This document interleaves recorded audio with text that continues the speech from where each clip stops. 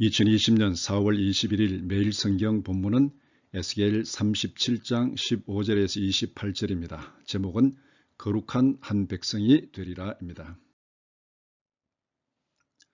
여호와의 말씀이 또 내게 임하여 이르시되 인자야 너는 막대기 하나를 가져다가 그 위에 유다와 그 짝 이스라엘 자손이라 쓰고 또 다른 막대기 하나를 가지고 그 위에 에브라임의 막대기 곧 요셉과 그 짝 이스라엘 온 족속이라고 쓰고 그 막대기들을 서로 합하여 하나가 되게 하라. 내 손에서 둘이 하나가 되리라. 내 민족이 내게 말하여 이르기를 이것이 무슨 뜻인지 우리에게 말하지 아니하겠느냐 하거든 너는 곧 이르기를 주 여호와께서 이같이 말씀하시기를 내가 에브라임의 손에 있는 바 요셉과 그 짝 이스라엘 지파들의 막대기를 가져다가 유다의 막대기에 붙여서 한 막대기가 되게 한즉 내 손에서 하나가 되리라 하셨다 하고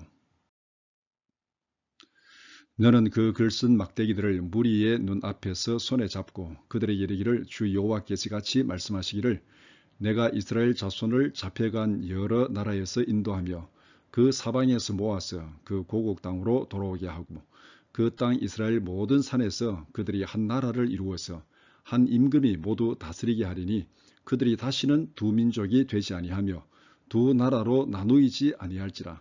그들이 그 우상들과 가증한 물건과 그 모든 죄악으로 더 이상 자신들을 더럽히지 아니하리라.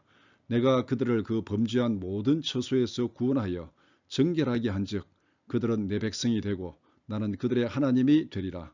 내 종 다윗이 그들의 왕이 되리니 그들 모두에게 한 목자가 있을 것이라. 그들이 내 규례를 준수하고 내 율례를 지켜 행하며 내가 내 종 야곱에게 준 땅 곧 그의 조상들이 거주하던 땅에 그들이 거주하되 그들과 그들의 자자손손이 영원히 거기에 거주할 것이요 내 종 다윗이 영원히 그들의 왕이 되리라. 내가 그들과 화평의 언약을 세워서 영원한 언약이 되게 하고 또 그들을 견고하고 번성하게 하며 내 성소를 그 가운데 세워서 영원히 이르게 하리니 내 처소가 그들 가운데 있을 것이며 나는 그들의 하나님이 되고 그들은 내 백성이 되리라. 내 성소가 영원토록 그들 가운데 있으리니 내가 이스라엘을 거룩하게 하는 여호와인 줄을 열국이 알리라 하셨다 하라. 에스겔 37장 15절에서 28절의 내용은 이렇습니다. 이스라엘은 심판을 받아서 멸망당했습니다. 멸망하기 전에 그들은 나라가 둘로 나뉘어지는 아픔을 겪었습니다. 솔로몬 왕 이후에 북쪽 이스라엘 왕국과 남쪽 유다 왕국으로 나뉘어졌습니다. 두 왕국은 모두 심판을 받아서 멸망당했습니다. 북쪽 이스라엘 왕국이 먼저 아수리에게 망했습니다. 뒤를 이어서 남쪽 유다 왕국도 바벨론에게 멸망을 당했습니다. 하나님은 에스겔 선지자에게 멸망당한 이스라엘을 회복시키겠다고 말씀합니다.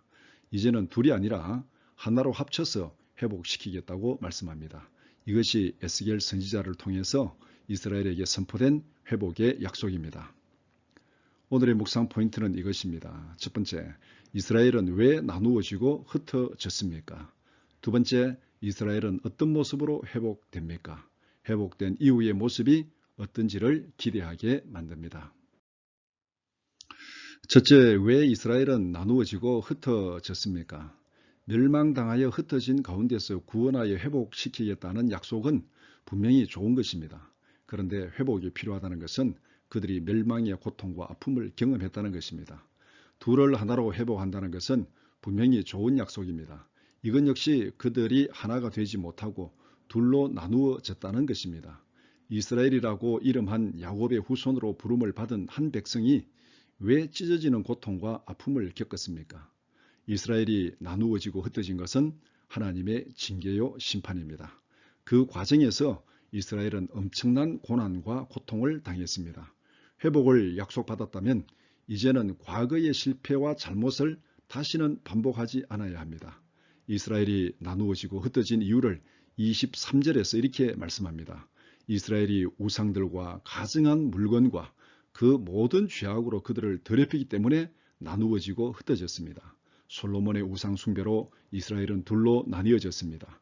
우상 숭배와 죄악으로 북쪽 이스라엘 왕국이 멸망당했습니다. 유다 왕국도 똑같은 죄로 멸망을 당하고 흩어졌습니다. 우상 숭배로 하나님을 무시하고 죄악으로 자신을 더럽힌 결과는 나누어지고 흩어지는 멸망과 죽음입니다. 그렇다면 하나님 앞에서 회복되는 비결은 무엇입니까?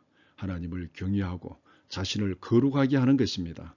이 원칙은 오늘 우리에게도 동일하게 적용되는 원칙입니다. 세상의 타락한 풍조를 따르지 말고 오직 하나님을 경외하고 자신을 거룩하게 하라. 이것이 성도가 걸어가야 할 길입니다. 둘째, 이스라엘은 어떤 모습으로 회복됩니까? 23절에서 하나님은 이스라엘을 회복시키는 계획을 분명하게 말씀합니다. 내가 그들을 그 범죄한 모든 처소에서 구원하여 정결하게 한즉 그들은 내 백성이 되고 나는 그들의 하나님이 되리라. 우상 숭배와 죄악으로 더러워진 이스라엘을 죄악의 자리에서 건져서 깨끗하게 하겠다고 말씀합니다. 여러 가지 죄악으로 더러워진 그들을 정결하게 하고 그들을 자기 백성으로 삼겠다고 말씀합니다. 회복된 이스라엘이 하나님의 백성으로 살아가는 모습을 이렇게 말씀합니다. 다윗과 같은 한 목자가 다스릴 것이다. 그들은 여호와의 규례를 준수하고 율례들을 지켜 행하리라고 말씀합니다. 우상 숭배와 가증한 죄악이 아니라 하나님을 경외하고 순종하는 거룩한 백성이 되게 하겠다는 것입니다. 평화의 언약을 세워서 하나님의 거처가 그들 가운데 영원히 함께 하실 것이라고 말씀합니다. 하나님께서 영원히 함께 하시는 하나님의 백성이 되게 하겠다는 것입니다. 하나님이 함께 하시는 그곳 새하늘과 새 땅은 더 이상 아픔과 고통과 눈물과 슬픔과 죽음이 없는 곳입니다. 영원한 평강과 기쁨이 있는 곳입니다. 하나님의 회복은 두 가지 결과를 가져옵니다. 첫째, 언약 백성들에게는 영원한 평강과 기쁨입니다. 둘째, 하나님 자신에게는 영원한 영광입니다. 이것이 여호와께서 자기 이름을 위하여 자기 백성을 구원하시고 거룩하게 회복시키시는 이유요 목적입니다. 이렇게 기도하면서 하루를 시작합시다. 첫째, 하나님을 무시하고 세상 풍조를 따라간 우상 숭배의 죄를 용서하여 주옵소서. 둘째, 하나님의 말씀보다 내 뜻대로 행동한 죄를 용서하여 주옵소서. 셋째, 여호와의 이름과 영광을 위하여 우리를 모든 죄악과 고통에서 구원하시고 회복시켜 주소서. 자신을 정결케 함으로 하나님께서 베푸시는 위로와 평강을 풍성히 누리는 하루가 되기를 축복합니다.